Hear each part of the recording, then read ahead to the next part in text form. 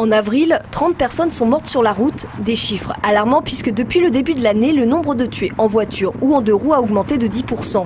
Pour les responsables de la prévention routière, cette tendance est due à l'annonce de l'assouplissement du permis à points.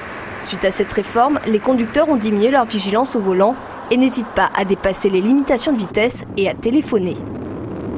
Il faut arriver à supprimer et à interdire ce téléphone. On met son téléphone sur arrêt et puis il y a quand même maintenant des systèmes qui enregistrent les appels qui permettent de rappeler les gens lorsque vous êtes arrêté sur un parking. C'est pas la peine de prendre des risques et de répondre tout de suite. Il y a même des gens qui arrivent à passer des SMS en roulant.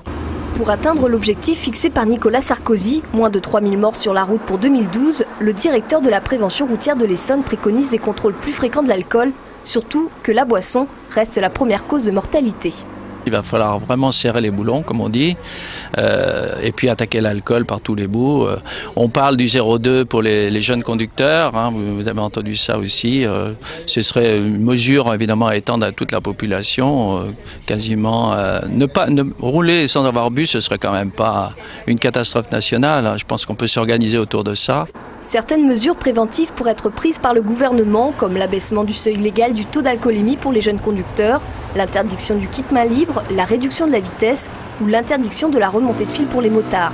Réponse demain, après la réunion qui aura lieu à Matignon.